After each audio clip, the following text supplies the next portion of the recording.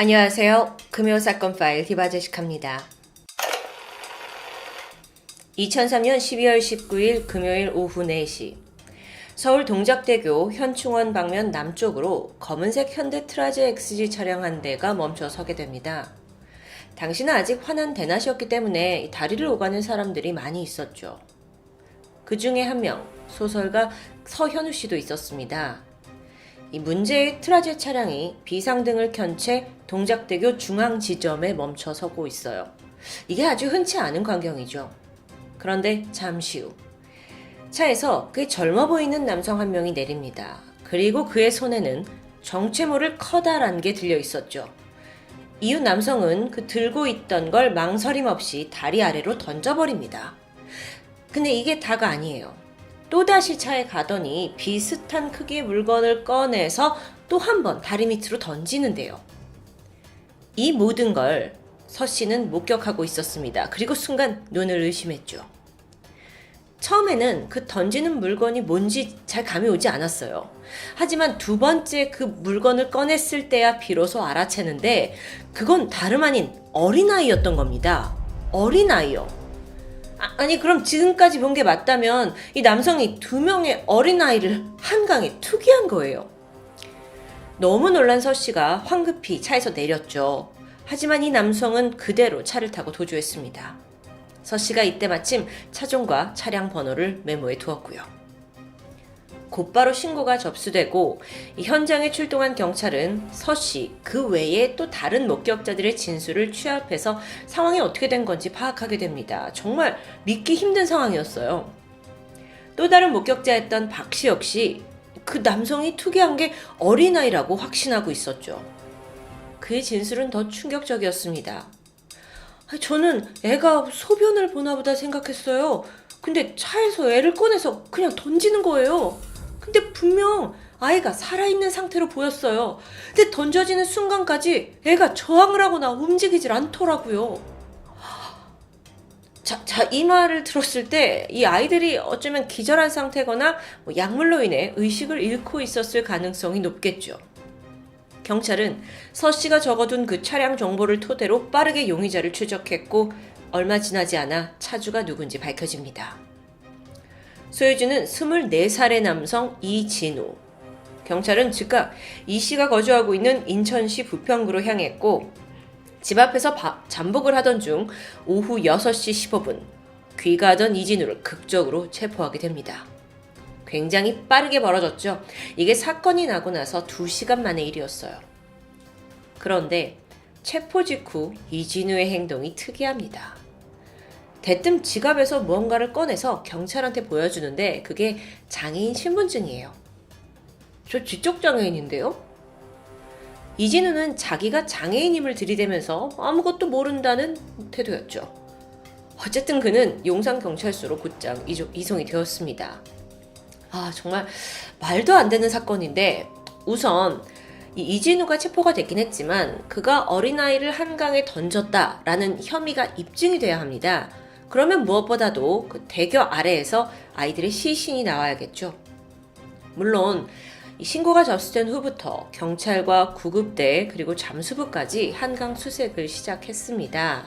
하지만 이 당시가 12월 중순에 아주 추운 날씨였어요.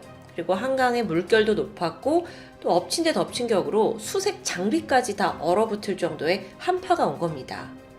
그래서 결국 사건 당일의 수색은 이진우가 체포되기 전인 오후 5시 30분에 이미 중단이 된 상태였고요. 다음 날이 되어서야 오전 8시에 수색이 재개됩니다. 당시에 이 수색을 지켜보던 사람들은 굉장히 복잡한 마음이었다고 합니다. 왜냐하면 발견되는 것이 아이들이 아니기를 바랬던 거죠. 그리고 혹여라도 살아있기를 기도했습니다. 머지않아 수색팀은 두구의 어린아이 시신을 발견합니다.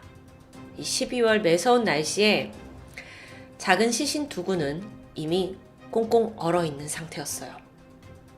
사망자는 6살 남아 그리고 5살 여아였는데 정말 놀랍게도 이 아이들은 이진우의 친자녀들이었습니다. 그러니까 이진우가 자기 자식들을 이 차디찬 한강에 투기해서 죽게 한 거예요.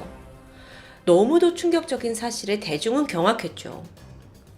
시신 발견 직후에 이진우 또한 자기의 범행을 모두 시인했는데 아니 도대체 왜 그랬냐고요? 왜요? 그렇게 이진우가 밝힌 범행 동기는 다름 아닌 생활고였습니다.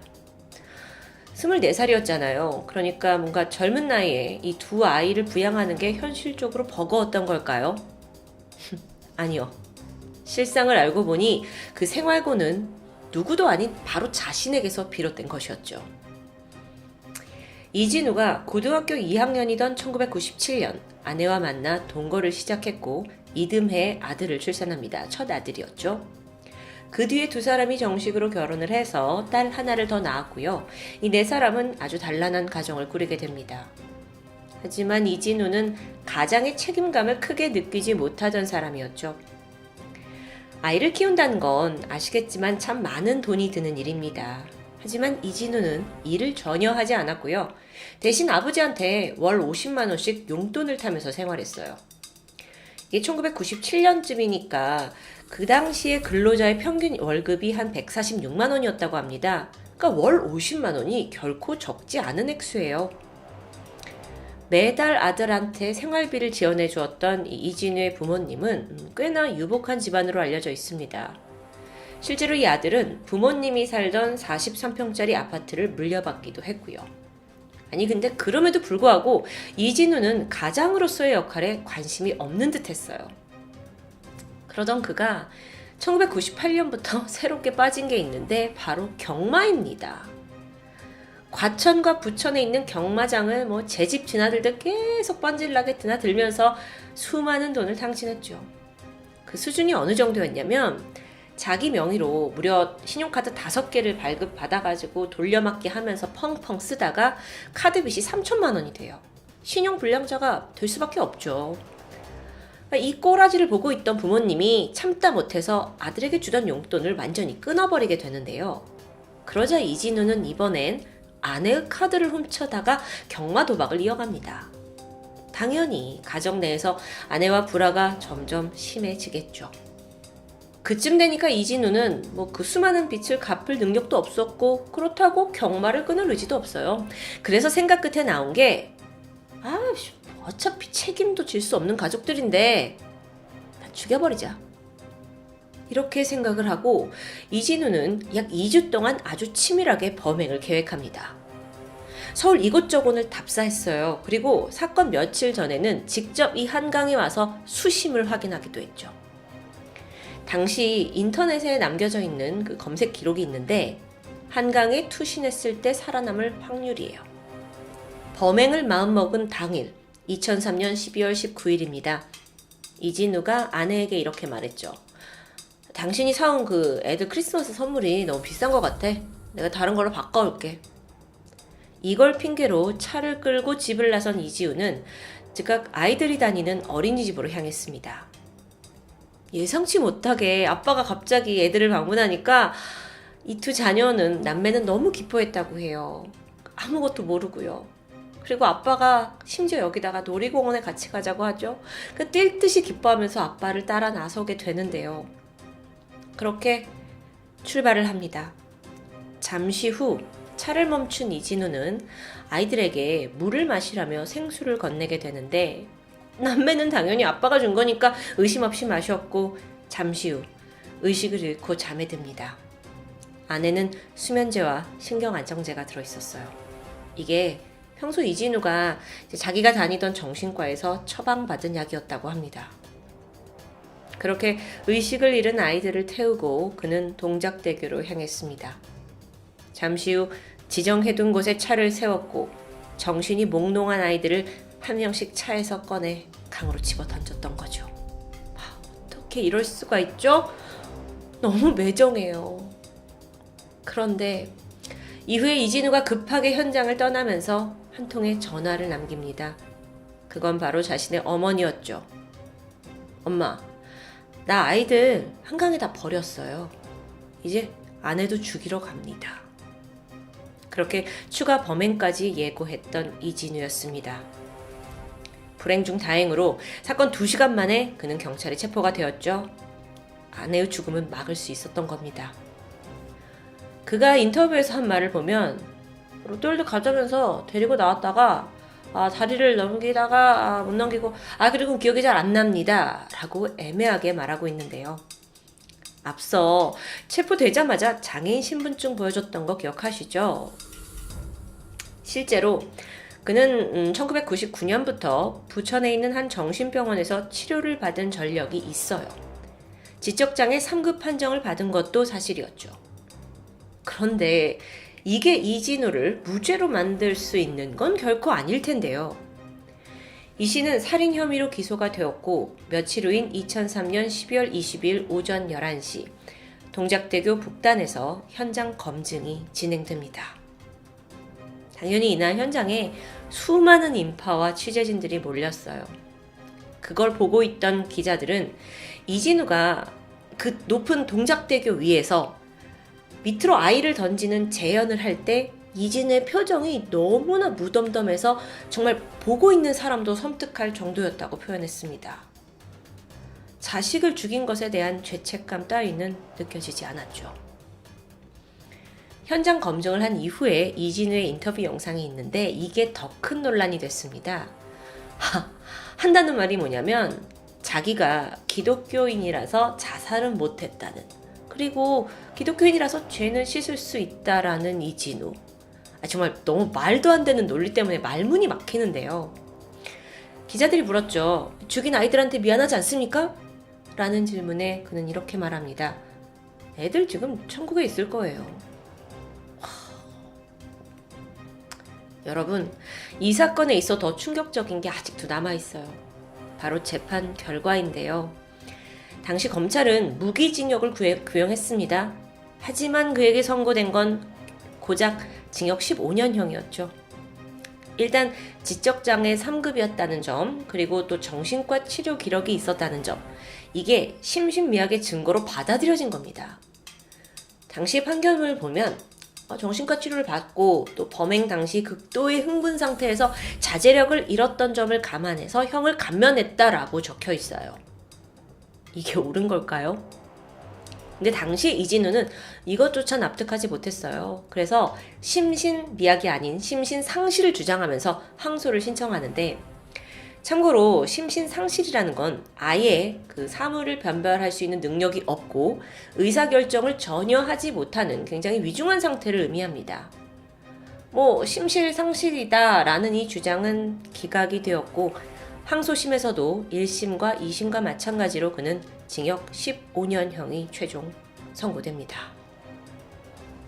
그때 재판부가 내린 판결문을 보면 범행 동기나 방법을 보면 이 피고인의 행위가 심신 능력을 완전히 상실한 상태에 이르진 않았다고 보인다라고 하긴 했는데, 이 자식인 피해자들을 강물에 던져 살해한 범행은 죄질이 무겁다. 하지만 어느 정도의 심신미약은 고려를 해서 유기징역형에 감경한다라는 이유가 남겨져 있었죠. 근데 여러분, 말씀드렸지만 이진우는 굉장히 치밀하게 이 범행을 계획했습니다. 미리 현장 답사도 했고 인터넷에 관련 내용 검색도 했고, 심지어 사건 당일에 원래 가려고 했던 한강대교 대신에 동작대교로 범행 장소를 바꿨던 거예요. 그 이유가 있는데 한강대교를 딱 보니까 평소보다 오가는 차량이 너무 많았어요. 그래서 동작대교로 바꿨던 거죠. 또 범행을 위해서 미리 준비해둔 그 약을 탄 생수를 아이들한테 먹였을 만큼 이건 모든 게 계획적이었습니다. 그럼에도 정신병원을 다닌 전적 때문에 심신미약을 인정받았다? 저는 이게 결코 올바른 판단이라고 봐지지가 않습니다. 한 법률 전문가는 심신미약과 가장 어울리지 않는 말이 치밀한 범행 준비다 라면서 이 모순을 탁 꼬집어내셨는데요. 이 판결과 관련해서 그 당시에도 많은 논란이 있었지만 어쨌든 이진우는 15년형을 확정받게 되죠. 그나마 한 가지 위안이 되는 건 과거 2000년대 초반과 현재 2023년의 법원의 판단 근거가 많이 달라졌다는 점입니다. 예전만 해도 정신질환, 심신미약 이런 걸 그냥 다 비슷한 것으로 치부를 했고요. 그렇기 때문에 자식 둘을 강에 던졌는데도 징역 15년밖에 받지 않았죠. 그런데 이제는 그런 시대가 아닙니다. 최근 법원의 판단을 보면 정신질환을 가진 게 중요한 게 아니라 그 범행 현장에서 그 순간에 이 질환이 어떤 영향을 끼쳤는지를 핵심으로 따져본다고 해요. 근데 그게 사실상 굉장히 까다롭고 어려운 절차죠.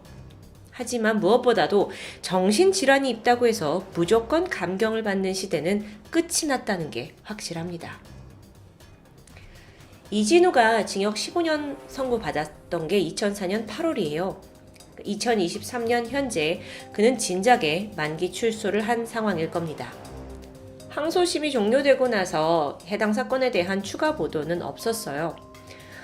그렇다 보니 이제 현재 이진우의 근황은 알려지지 않았죠. 지금은 40대가 되었을 이진우. 그는 우리 사회 속에서 함께 살아가고 있습니다. 아빠랑 놀이공원 가자 라는 말에 마냥 기뻐했을 아이들의 모습이 잊혀지지 않는데요. 이진우가 그 마지막 아이들의 모습을 평생 떠올리면서 죄책감을 갖고 살아야 하는 게 당연하다고 봅니다. 무책임한 아버지의 손에 추운 겨울날 고통스러운 죽음을 맞이한 당신의 두 자식들의 명복을 우리가 빌겠습니다. 지금까지 금요사건 파일 디바제식합니다.